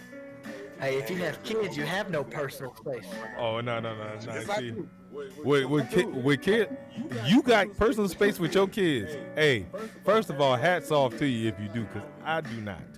I do not. They don't care about my personal space. Even though Maya come in here and mess with me all the time, Yeah. that's fine. She's 3. I expect that. But if I yell at her, she's gonna go away. My 18-year-old knows. Hey, at the parlaying and chilling, leave me alone. But everything else in the midst of that, because this house was a hellhole once upon a time. Yeah. But now it's my place for peace. Peace. Because I feel like this, right? Peace. If you're at my, if I'm trying to work stuff out with you, you're supposed to be my peace. That's why I don't go by that supposed to be my peace. Yeah. Because if I don't have peace within myself, I can't look for you as my woman to have peace for me. Right. You're happy. So if you're my woman and you're driving me crazy, then I gotta go talk to a therapist for damn near half the year because I'm meeting you here and you meet me under there. That's not gonna work. That's not gonna work. So, like I say, I'm speaking into the mic. My house is clear. I have my peace. have my child. I know the married people. Congratulations to y'all for making it work, but I'm single, and my peace is everything. I'm trying to make everything else work out. So let me ask you this question, and this may be a little bit of a loaded question. Anybody can answer this question. Do you solely rely on your partner to give you peace? No. Go ahead. You cannot. So you cannot rely on your partner to give you peace, because if you cannot have peace with yourself first, then then you're gonna fail. Like you're gonna fail because it starts with you. Because something, and from the veterans, even the ones that have worked in the professions that we worked in, some things my partner won't understand, and some things I don't expect my partner to understand. So I can't expect my partner to just be my rescue every single time. We, as much as we want that, we want the person that we have in our lives to be that person that can just rescue us. But the problem that a lot of people have is what happens when that person isn't truly your person, and now that they're gone, you've depended on them so much for rescuing or that word of peace, that the reality of it is that you don't have peace in yourself. That was the biggest thing that I learned after going through life things, from growing up in the projects, being shot at, seeing best friends die. It took me to be alone and understand that I can make myself happy. I can be happy all alone. And if somebody comes along and they can bring some part to say, hey, I really enjoy your company and you don't disturb my peace, then I'm fine with it. Yeah. So the reason why I asked that question is because there's only one source that can give you true peace and joy, and that's God. You have to have, that's the only way you can be able to get your peace. You can't find your peace in somebody else. You gotta be okay with loving yourself. You gotta be okay with having peace with yourself. You gotta be okay with spending time with yourself before you can spend time with somebody else. Because if you don't love yourself, how are you expected to give love that you don't have for yourself to somebody else? You know what I'm saying? So that's where you have to put yourself in a position where you self-love. Yes, Gone Free said that. Self-love. Self-love ain't getting a haircut. Self-love ain't getting your hair did. Self-love ain't going to the club. That's self-care. That's self-care. Go. Yes. It's being able to look yourself in the mirror. Yes. And being able to appreciate everything that you've been through and accept it. You see what I'm saying? It's embracing the suck. Yeah. That's what self-love is. Yeah. That brings me to a question. Yeah. We're talking about love. So is love a choice or is it a feeling? Ooh. It's ball. Ooh. It's definitely I want to say it's because feeling change. Yes. I can say it's a feeling because feelings change every day. Feelings change every day. I'm about to say it first. You almost caught me there, Cody. Feelings change every second. You see what I'm saying? Love is definitely a freaking choice. You see what I'm saying? It's definitely a choice, 100%. Because regardless of the fact that this woman she may have put some freaking jalapenos on my burger, and she know I don't like jalapenos. I don't like jalapenos, that I still love her. I mean, shoot, she still made me something to eat. You see what I'm saying? I still love her. That's a choice, man. I ain't finna I ain't finna throw her out the house. I ain't gonna be all upset at her because of the burger that she made. You know what I'm saying? I love the fact that she made it. Yeah. It feels good that she made me some meat. Okay. But I feel like to me, it's both. Because So it's to me, the reason why I say it's both, because somebody could look at you and they feel that they love you, whatever the case may be, right? So okay, no, I'm not gonna do that. Go for it, Say man. it. Say it. Face Say to it. face. Go ahead. I'm not gonna do that. Barbie already know how I get. When we talking about religious stuff, whatever the case may be. So just gonna put this out there. I'm not a Christian, Gotcha. or whatever, right? I am a truth seeker / 7-day evangelist, whatever the case may be. I'm the Most High. Gotcha. So that's why I say I'm not gonna do that right now, being that this is the second. So I'm not gonna do that. I'm gonna say that for later time. Okay, respect. But, Respect. like I say, love can be a feeling because a lot of people do fall in love at first sight, and that's feelings that you have for an individual, right? And then, like later on, if we take it to the 50s and the 60s, where women didn't have no rights, no choices, no nothing, or whatever the case may be, right? And they had a man doing whatever, and they had a decision to make. So you decided to love that person to make sure that they would stay. So that's why I say it's both, because it's a feeling and a decision. But I'm not gonna go in too deep with that. That's just my thoughts on that. Okay. I like that. All right. So let me go to the chat real quick. So Wolfshed said it's both. Queens Den says a choice. Gone Free just said funny. Black Barbie said love is a decision.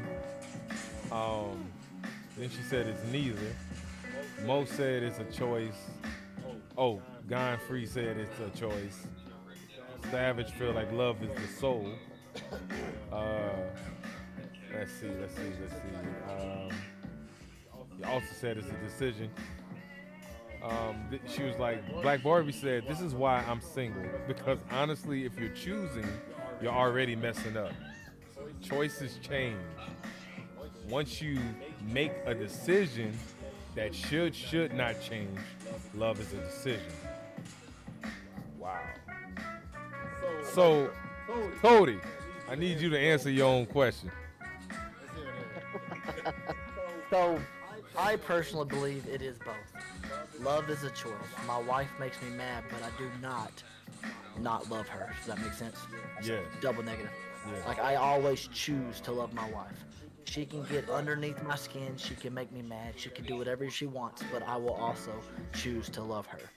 Now, I believe the emotional kind of love is more of an intimacy instead of a feeling. Because if you look at somebody, you don't look at them saying, I love them. You look at them saying, she's pretty. You look at them saying, I love the way she looks. yeah, like, that isn't love, That's just either making a statement or it could even become lust. Right. So the emotional effect of love comes from the choice. Right. Does that make sense? Yeah. Because I choose to love my wife, and we work on our relationship, which in return, when she spends time with me, I feel like I love her. Right. Making the sandwich, making the burger, I feel love. But them jalapenos maybe want to snap your neck in two, but I still love. Right. So Did somebody it do is that both. to you stuff? I'm curious. I feel like somebody. Self, who hurt you, Self? I just need to. I know how to make you mad. We ever go somewhere. He been bringing up. He been talking about them jalapenos for a second. telling you. All right, man. Look, we got 10 more minutes, man. So I want to talk about real quick the goals that we met, that we were supposed to meet this week. I got to be honest with you, I did not meet my goal. The goal that I set out last Sunday was to actually do to up my cardio from 35 minutes to 45 minutes. I did not meet it. But the good thing about it, God gives us another week. So that's what I plan on doing this week, is upping my goal to 45 minutes this Is week. that like a weekly thing for you, Boogie, or is that like a day? So it's like every time I go into the gym, when I usually do 30. Yeah. So I do 30 minutes of cardio when I go into the gym. So I'm trying to up that though, because you know what I'm saying. When you in the Army, you got to be able to do strenuous activities for a very long time. So that's my just to continue to get the repetition and stuff like that. Did anybody else meet their goals last week? Okay, talk about it. Talk about it, Ty. I usually stop at 2. I ran 3. My chest felt like it was about to freaking explode. Oh. You understand? I understand. Immediately. But guys, I did it for the second time the day before yesterday. Proud of you. Proud of you. Yes, sir. You my motivation. You did it. Bond, what you talking about? I didn't meet mine. My plan was to run 3 miles straight. I didn't do most because I didn't pick up smoking more. Like how Dark Titan said, his chest was about to explode. That's how mine felt. I feel you. Yeah. That's not a good feeling, dude. Yeah, I know. But in the gym, I'm good in the gym. Yeah. You're lifted and you on a little elliptical treadmill or whatever, when you running that pavement.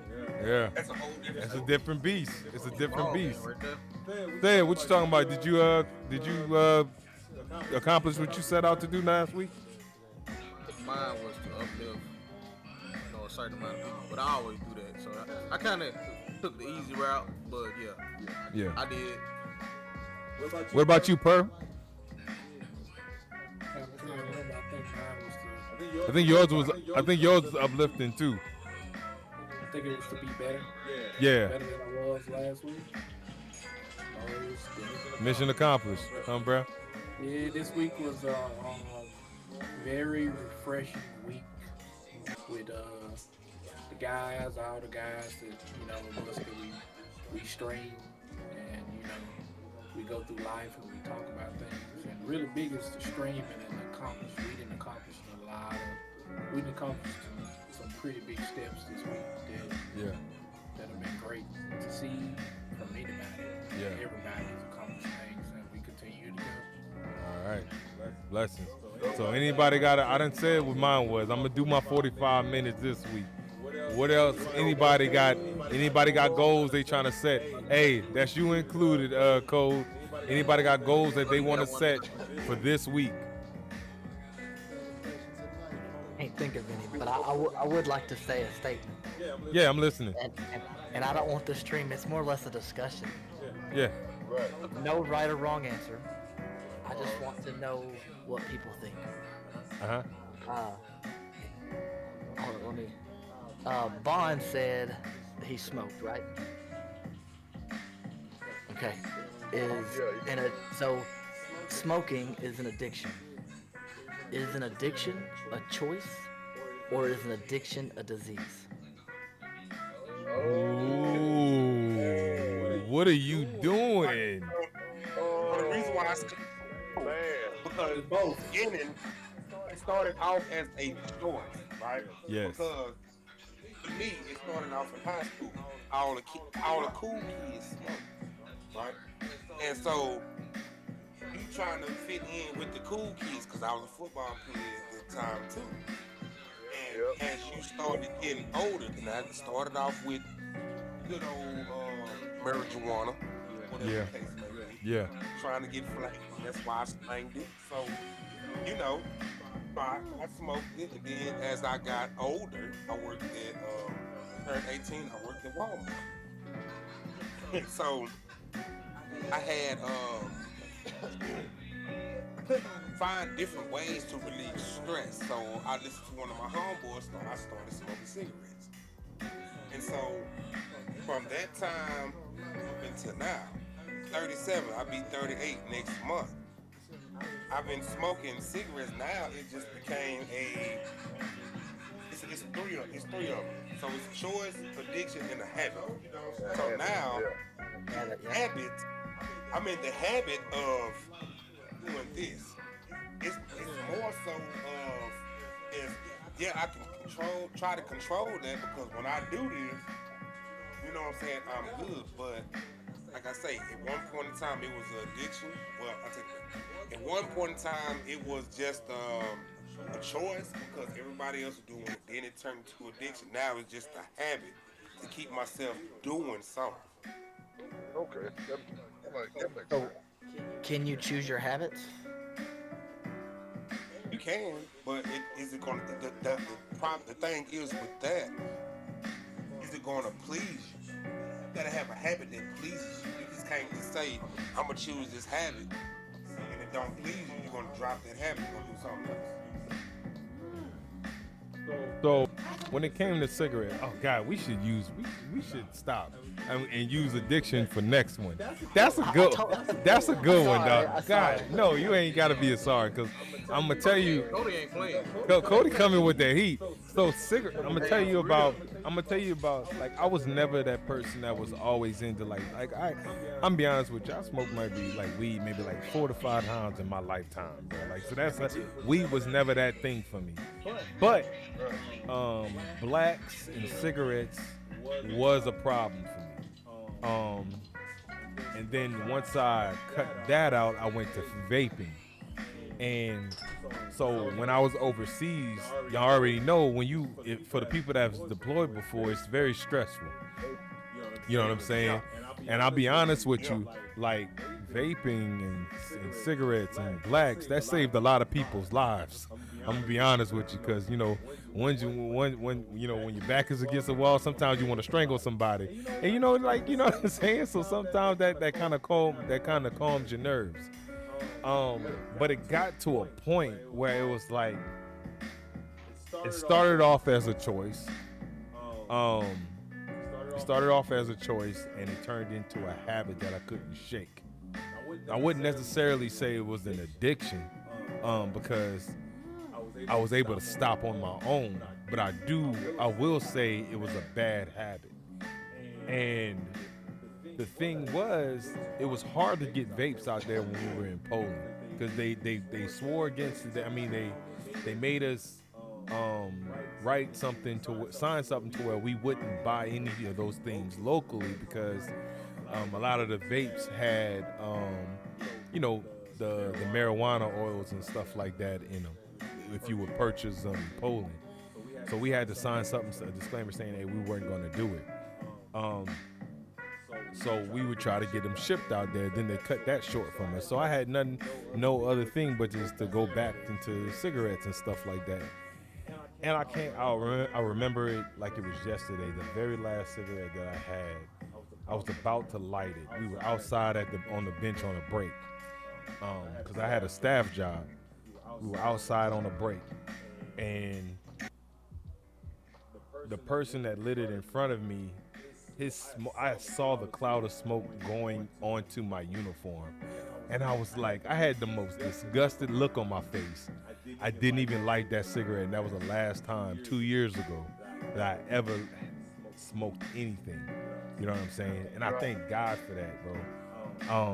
So I don't feel like, to me, it wasn't an addiction for me. It was an awful habit that you know what I'm saying, that didn't do no good for me. I picked up a bad habit while I was out there. So well, the reason why I ask is because doctors are now calling addictions a disease.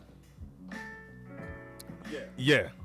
I remember seeing that crap. Oh, I'm sorry, I don't want to call it crap to maybe doctors, but I remember seeing that stuff on iFunny. I'm on iFunny, and I really don't think. I don't think that's right. I don't think that you can make an addiction. You can call an addiction a disease because, I mean,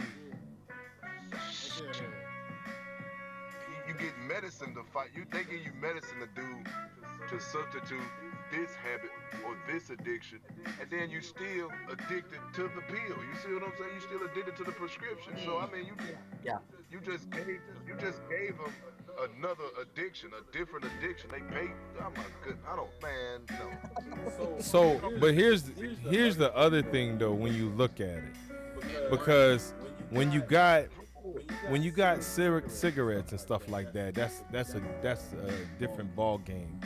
But when you have things that you inject into your body, whether it's through your nose or whether it's through a needle, I think that is where you get into the disease part, because it's a chemical situation at that point, because you're adding foreign objects, and I'm talking about, you don't know what these people are cutting these things with, but it's literally changing your physical appearance and the way you think, and then you got paranoia that plays into it and all this other stuff. So I think to an extent, yes, addiction is a disease. So I got a challenge for you with that. They probably already know where I'm gonna go with this, because I'm really big into mental health, dealing with my job, and obviously my job, we deal with addictions, people that have addictions. So the same individuals that are saying that it is now considered a disease are the same individuals that said you need to take these pills so that you can get past these certain conditions, and then said, hey, I'm gonna tell you that we're gonna give you this prescription, and not tell you how severe the side effects are and how much you truly need them. And then we're gonna say, hey, we're gonna cut you off, knowing that the only way that you will be able to survive past this point is trying to find another way to figure it out. And I can speak about this because I have an uncle that worked for Time Warner, which is now, I think, Comcast, and he fell off a pole years ago. Got prescribed medicine when he fell off a pole, and the doctor kept prescribing him. The doctor even told him, hey, this is not an addictive substance. This is not something that you're going to have to continue to take. Kept giving it to him, and then he said, hey, you're done. We're not giving you any more medicine. This is all the company that makes the medicine has increased the medicine, and no, we just can't help you. And I can tell you that he's a totally different person now because of that interaction that he's had. And I can also tell you that when I hurt myself, I got prescribed opiums from the doctor, and I never and the nurse was the one that walked up to me when the doctor was prescribing me the opiums, and she said, do not take them, do not go and get them from Walgreens. She says, take Tylenol and deal with the pain, because you're gonna have issues if you take them. Yeah. And she left it there. So it's God, that is God. Yes, and I think, and I'm a finish it off with this. I think when it comes to some medications, you got to look at it like this too. Not all doctors are bad, bro, but there are some that feed you medicine because it's almost like they're trying to retain you as a customer. Exactly, fam. Our money, man. Big pharma. So that's why.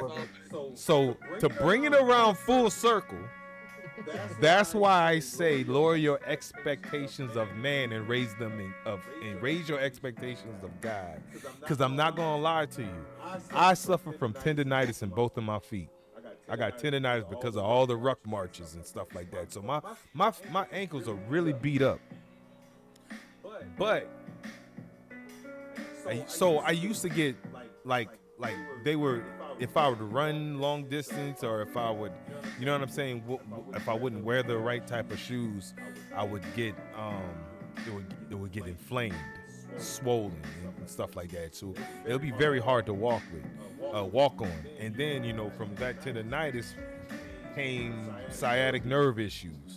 So I was jacked up for a bit, you know what I'm saying? Up until I stopped taking the medicine that they were giving me. I've been working out pretty tough for about 4 to 5 weeks, and I have not had a reaction to my workout. I haven't had a flare up yet. Don't you find that suspicious? I absolutely do. Don't you find that suspicious? I absolutely do. You know what I'm saying? You gotta know yourself. You gotta know your body. You know what I'm saying?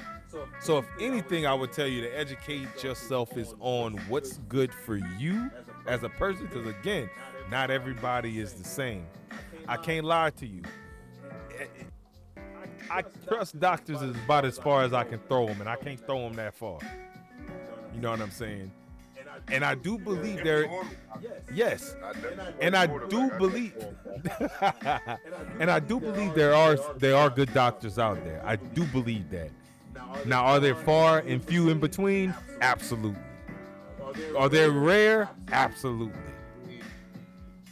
So make sure you're doing, like, when it comes to your body, make sure you continuously doing your own research. You know what I'm saying? Don't pump yourself full of stuff, man, like, for real. Because there's natural stuff that'll be able to help you. Sometimes, like, honestly, when it comes to when it comes to me, I actually think working out is my remedy. Because every time I work out, like, when I don't work out, that's when I start feeling the aches and pains. But while I'm like when I'm in my zone and I'm going for a very long time, and you know what I'm saying, I'm really out there in the gym cutting up. I haven't had a flare up since, bro. That's why I include push-ups and curls into my stream. Yes. A push up. So, hey, man, this was an absolutely phenomenal stream. We touched on a lot of things.